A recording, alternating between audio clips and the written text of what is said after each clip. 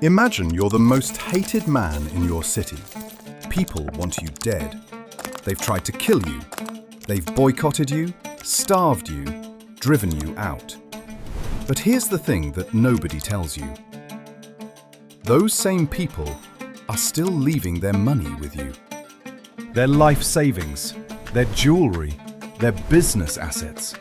Not because they like you, not because they agree with you, but because in a city full of merchants, some corrupt, some dishonest, some dangerous, you are the only one they trust with their wealth.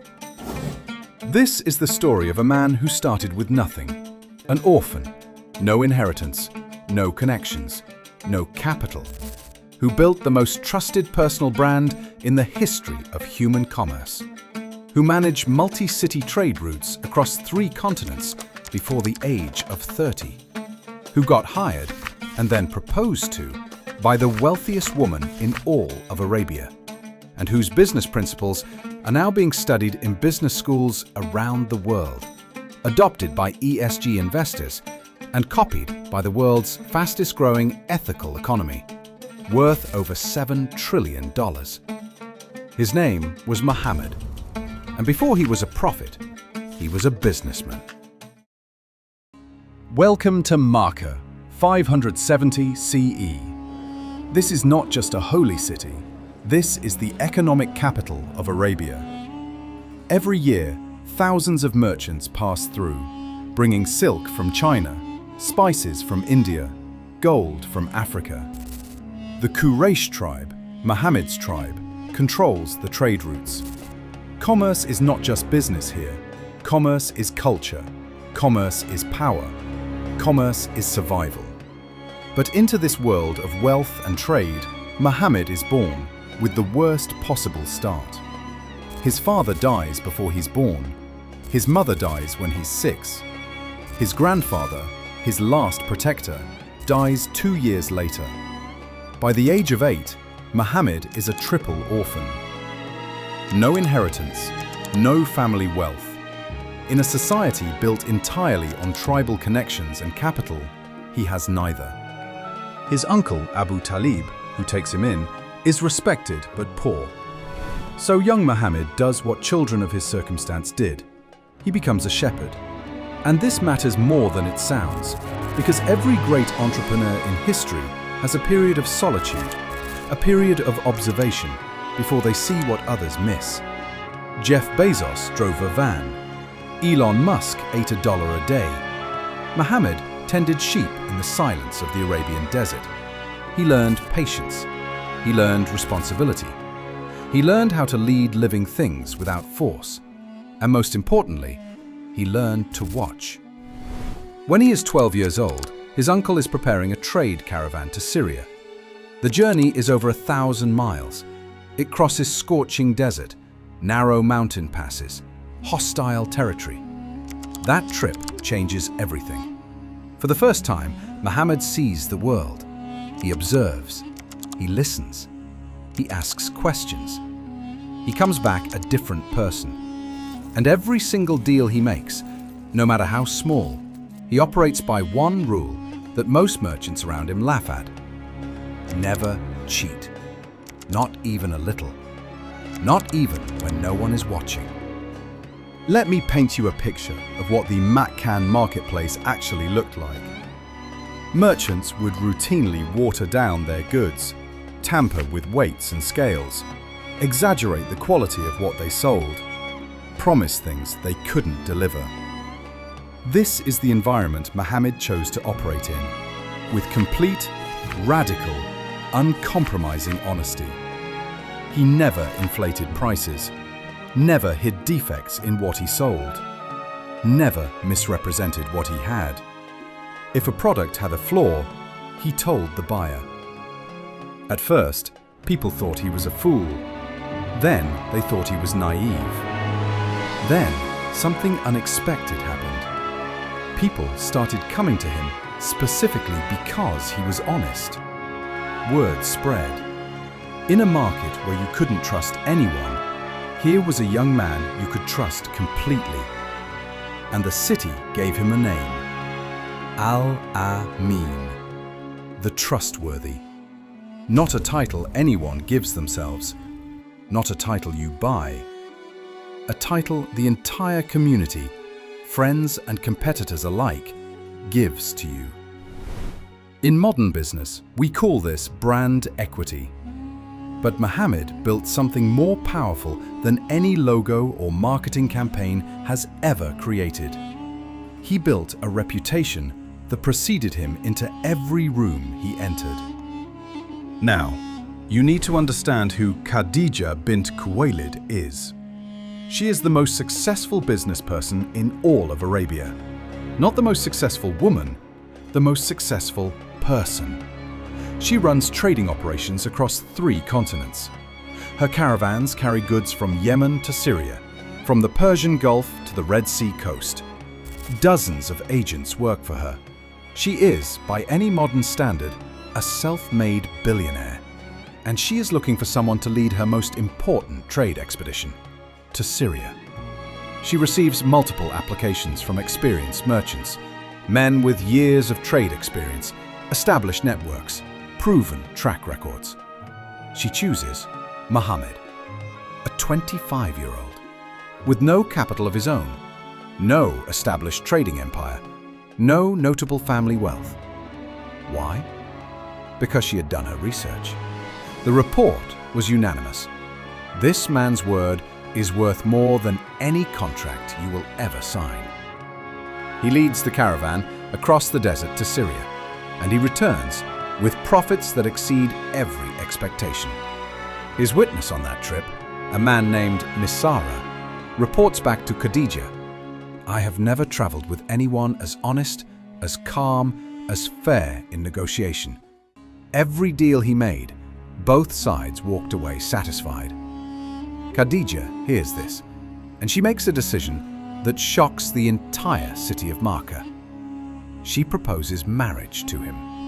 In a society where women waited for men to propose, the most powerful businesswoman in Arabia pursued the man she recognized as the most valuable partner she had ever encountered. Now, here is where this story takes a turn that most people never hear about. Years later, after Muhammad receives prophethood and begins calling people to Islam, the same city that called him Al-Amin turns against him. His message threatens the power structures, threatens the old order.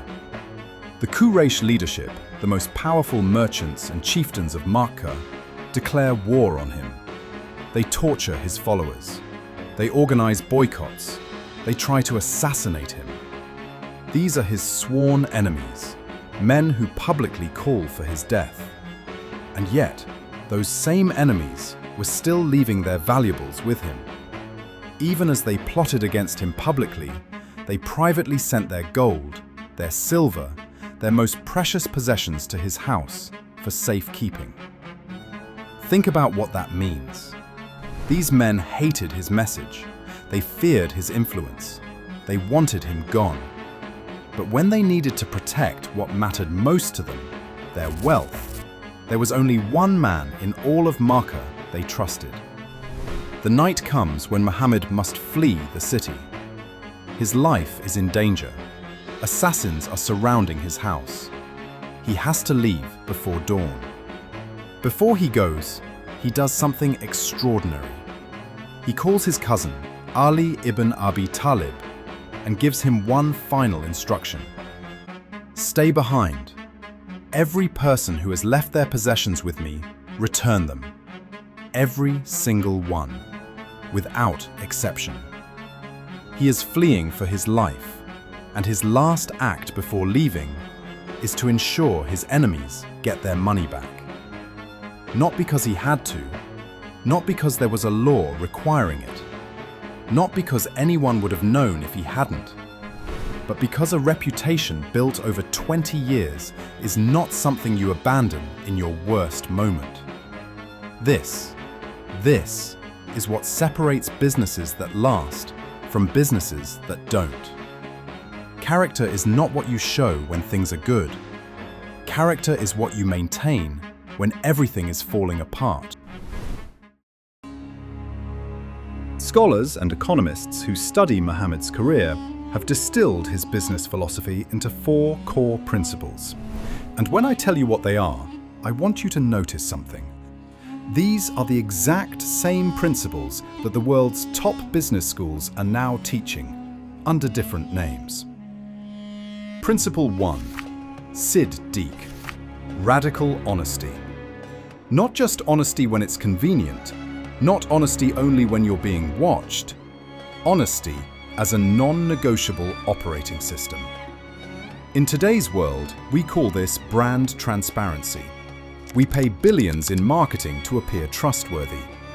Muhammad understood that you don't build trust through messaging, you build it through behavior, repeated consistently over years.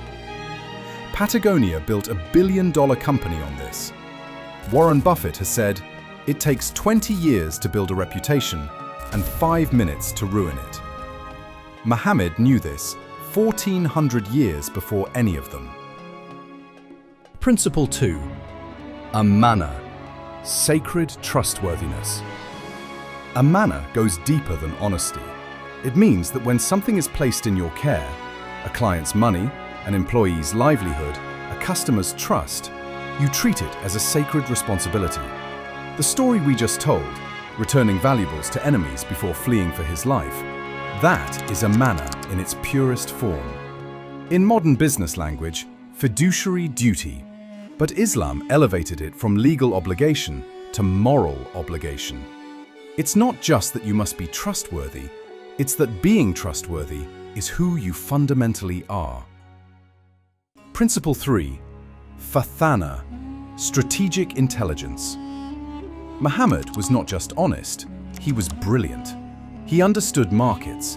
He knew which goods were in demand, where. He knew trade routes, pricing dynamics, supplier relationships. Fathanah means you bring your whole mind to your work. Excellence in everything you do. Not just good enough, the best you can possibly offer. This is why Khadijah's investment doubled. Not just because he was honest, but because honesty, combined with intelligence, compounds. Principle 4.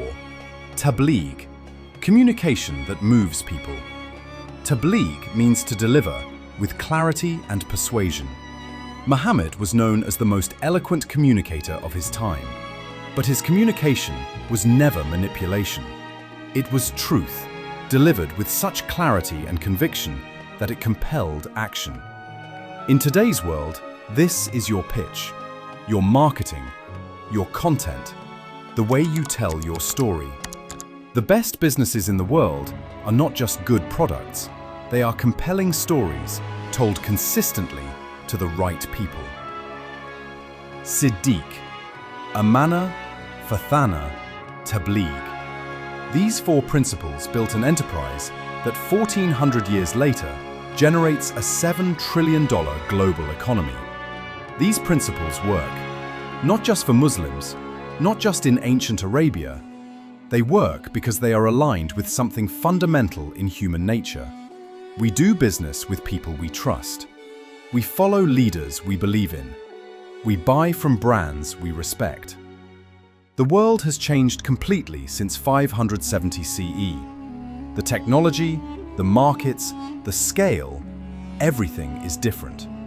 What hasn't changed is this: character compounds. I want to leave you with something to think about.